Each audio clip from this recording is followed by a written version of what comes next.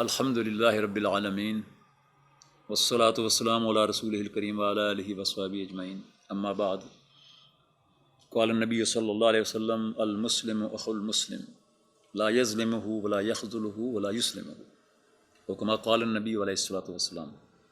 حضور کا ارشاد مبارک ہے، مسلمان مسلمان کا بھائی ہے، اس کے ساتھ کبھی وہ دھوکہ نہیں کرتا، ظلم نہیں ڈھاتا اس پر، اور خود تو ظلم ڈھانے کی بات دور کی ہے، وہ دشمن کے حوالے بھی اسے نہیں کرتا، نہ اسے بے یار و مددگار چھوڑتا ہے۔ ہاں، اللہ کے عظیم بندے ایسا ہی کرتے ہیں، آج کے دور میں بھی ہیں وہ لوگ۔ فلسطین پر نظر ڈالیں، کشمیر پر نظر ڈالیں، بنگلہ دیش مصر پر نظر ڈالیں، ان کی حمایت کرنے والے جو ہیں وہ حمایت کرتے ہیں، جان جوکھوں میں ڈال کر کرتے ہیں۔ اس سرزمین پہ ان کا جینا تنگ کر دیا گیا، لیکن ایمان کی روشنی ان کو مایوس نہیں ہونے دیتی۔ میرے دوستو، حضور کے صحابہ میں، ابتدائی صحابہ میں 2 باپ بیٹے ہیں جو دونوں مسلمان ہوئے، دونوں صحابی ہیں۔ جس صحابی کا میں ذکر کرنے جا رہا ہوں، ان کا نام ہے مرثد بن کناز بن حصن۔ ان کے والد کناز بن حصن بھی مسلمان تھے، لیکن وہ معروف ہیں مرثد بن ابی مرثد، اپنے بیٹے کی کنیت کی وجہ سے، مرثد بن ابی مرثد۔ دونوں باپ بیٹا صحابی ہیں، اور حضرت مرثد کے والد صاحب، والد گرامی، وہ بہت اچھے گھوڑ سوار تھے۔ یہ قبیلہ بنو مضر میں سے تھے، قبیلہ بنو مضر۔ یہ قبیلہ عربوں میں سب سے زیادہ بکریاں، بھیڑیں اور اونٹ رکھتا تھا۔ ان جتنے مویشی کسی کے پاس نہیں تھے، اور عربوں کی اس سرزمین پر، اس صحرا میں مویشیوں کا زیادہ ہونا عزت کی بات بھی تھی اور مال دولت کا ذریعہ بھی تھا۔ تو یہ اس خاندان سے تھے، اس قبیلے سے تھے، مسلمان ہو گئے، آزمائشوں سے گزرے۔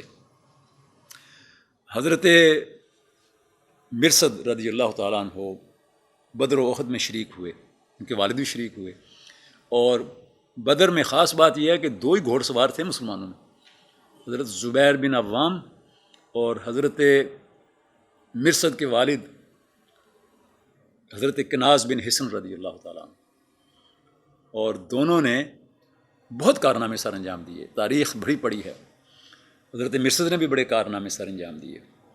حضرت مرثد فدائی بھی تھے، فداکار تھے، اور یعنی وہ اپنے آپ کو خطرے میں ڈال کر مظلوم مسلمانوں کی مدد کیا کرتے تھے۔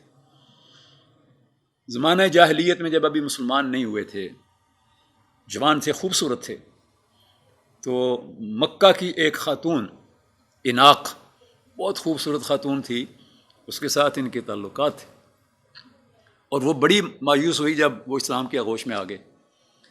حضرت مرثد رضی اللہ تعالیٰ عنہ کو حضور نے یہ مشن سونپا تھا کہ مکہ میں جن مسلمانوں کو قید کیا گیا ہے، جن پر ظلم ڈھائے جاتے ہیں، جو نوجوان مسلمان ہوتے ہیں اور بے بس ہیں، ان کو کسی نہ کسی طریقے سے رات کے وقت میں نکال کر لایا کرو۔ اور یہ بار بار گئے مکہ میں، بہت سے نوجوانوں کو قید سے، اس کمرے سے جس میں ان کو مقید کیا گیا تھا، وہ ان کا خیال تھا کہ یہ کیسے نکل سکیں گے یہاں سے، دیواریں بہت اونچی ہیں، چھت نہیں ہے، تو ان کے ہاتھ پاؤں باندھے ہوئے ہیں۔ وہ جاتے تھے، ان کو وہاں سے اٹھا کر کسی طریقے سے نکالتے تھے، مکہ سے اٹھا کر لاتے تھے، باہر آ کر ان کی بیڑیاں کاٹتے تھے، پھر اپنے ساتھ لے جاتے تھے۔ فرماتے ہیں کہ ایک رات کو مجھے مشن سونپا گیا تھا، تو میں چلتا چلتا مدینہ سے 2-4 دن میں مکے پہنچا۔ جب رات ہو گئی، میں نے کہا لوگ سو گئے ہوں گے، تو میں مکہ کی گلیوں میں سے، چاند تھا، چاند کی روشنی تھی، تو میں دیواروں کے سائے میں چلا جا رہا تھا۔ اناق کا گھر اتفاق سے اسی راستے میں تھا۔ چھت پر سے اس نے مجھے دیکھا اور پہچان لیا، اور کہا کہ آ جاؤ مرثد، آ جاؤ، میں نے تمہارے لیے بہت کچھ تیار کر رکھا ہے۔ تو حضرت مرثد نے جواب دیا، یا اناق ان اللہ قد حرم الزنا، اے اناق، اللہ نے زنا اور فحاشی کو، بدکاری کو حرام کر دیا ہے، کوئی راستہ نہیں ہے میرا تمہارے تک آنے کا۔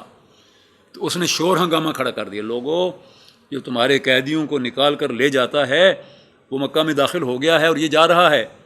شور مچا تو کئی لوگ اٹھ کھڑے ہوئے۔ وہ شور سننے کے بعد حضرت مرثد رضی اللہ تعالیٰ عنہ بھی الٹے پاؤں باہر کی طرف بھاگے، 10-12 افراد ان کے پیچھے لگ گئے۔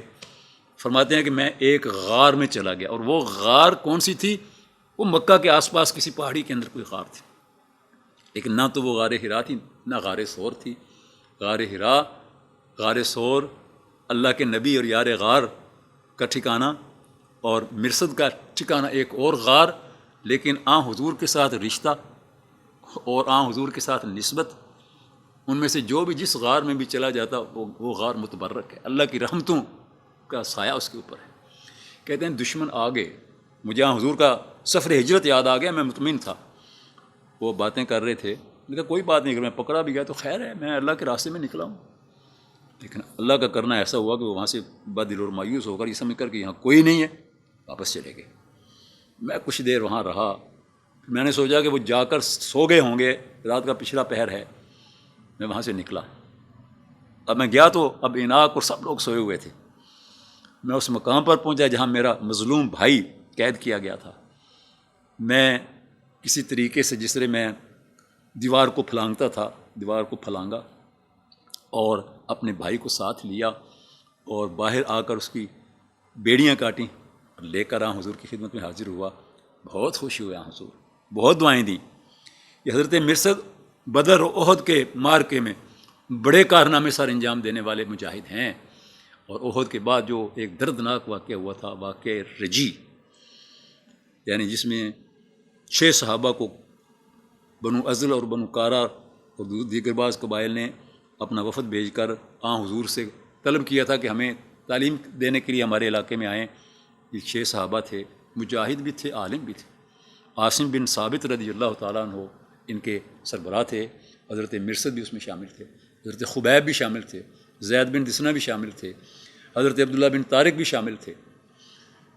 تو حضرت مرصد بن ابی مرصد یہاں اس موقع پر رجی کے مقام پر دشمنوں کی غدر کی وجہ سے شہید ہو گئے تھے، اور حضرت عاصم بن ثابت نے دعا مانگی تھی، یا اللہ یہ ہمارے سر کی قیمت لینا چاہتے ہیں، مکہ میں جا کر ہمارا سر ہمارے دشمنوں کے ہاتھ بھیج کر جن کو ہم نے بدر و احد میں قتل کیا، یا اللہ تو نے سر لے لیا ہے، لے لے، لیکن دشمن ہمارے جسم تک نہ پہنچ سکیں، ان کے ناپاک ہاتھ ہم تک نہ پہنچیں۔ شہداء 3 تھے، باقی 3 کو گرفتار کیا گیا۔ حضرت عبداللہ بن طارق راستے میں بیڑیاں کاٹ کر، جو ان کے ہاتھ میں کڑیاں پہنائی ہوئی تھیں ان کو کس طرح سے کاٹ کر دشمن سے تلوار چھینی اور مقابلہ کیا، شہید ہو گئے۔ باقی 2 صحابہ جو ہیں ان کے ہاتھ بندھے ہوئے تھے، زید بن دسنہ اور خبیب بن عدی رضی اللہ تعالیٰ عنہما، ان کو مکے جا کر فروخت کیا گیا۔ حضرت زید کو تلوار سے قتل کیا گیا، خبیب کو پھانسی لگایا گیا، اور اللہ کے رسول صلی اللہ علیہ وسلم کو ان دونوں نے سلام بھیجا آخری وقت میں، اور جبریل نے آ کر پہنچایا، اور آپ نے ان دونوں کے سلام کا جواب دیا، صحابہ کو بتایا کہ ان دونوں پر یہ گزری اور انہوں نے مجھے سلام بھیجا، تو جبریل نے آ کر میرے سامنے نقشہ پیش کیا ہے۔ یہ صحابہ کرام تھے۔ حضرت مرصد رضی اللہ تعالی عنہ مرد میدان تھے، صاحب کردار تھے، غازی تھے، مجاہد تھے، اور راتوں کو جا کر اللہ کی عبادت کرنے والے تھے۔ اللہ تبارک و تعالی ہمیں بھی وہ ذوق عطا فرمائے کہ ہم اللہ کی عبادت میں دل لگائیں اور فضول کاموں کے اندر اپنا وقت ضائع نہ کریں۔ اللہ اس کی توفیق عطا فرمائے۔ وآخر دعوانا ان الحمد للہ رب العالمین۔